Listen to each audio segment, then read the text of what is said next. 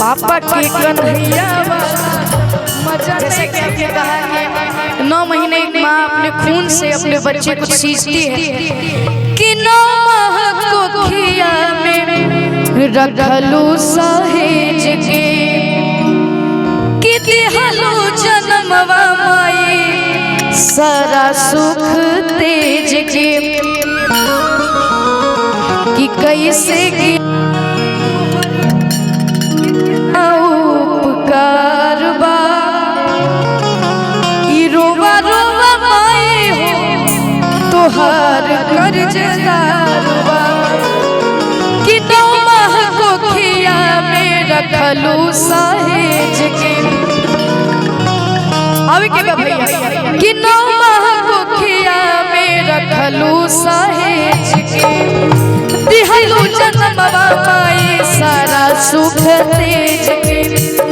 9 माह को खिया में रखलू सहेज के दिहलू जन्मवा माई सारा सुख तेज के। कैसे गिनाई तोहर कितना उपकार बा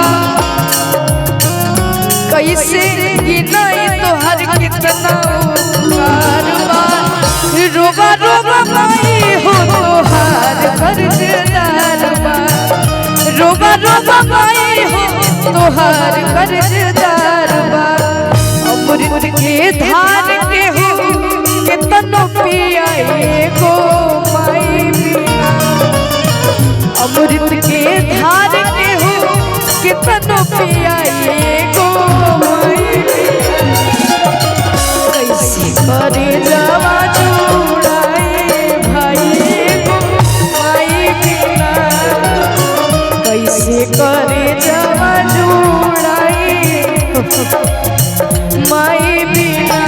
हाँ हाँ 9 माह को खिया में रखलू सहेज के दिहलू जन्मवा माई सारा सुख तेज के।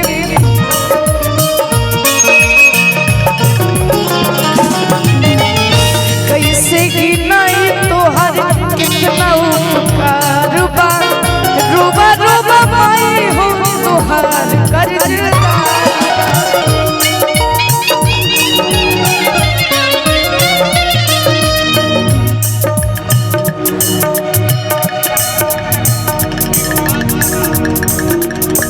करके जीवतिया के उम्र बढ़ाइए गो माई बिना करके जीवतिया के उम्र बढ़ाइए गो माई बिना कैसे करे जावा जुड़ाए भाई गो माई।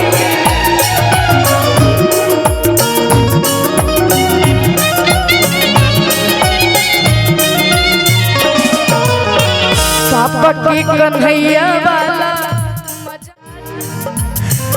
मैं इस मुकाम पे हूँ मेरे पूरे परिवार का और खास करके मेरे पिताजी का। पापा के कन्हैया वाला मजा नहीं नजर न लगे हमारा परिवार को नजर न लगे राम हमारा परिवार माई के दुलार चाचा जी के प्यार माई के दुलार भैया के प्यार नजर न लगे राम हमारा परिवार नजर न लगे राम हमारा परिवार कि हर दम हंसना होना पड़े न कबहू मोबाइल के जरूरत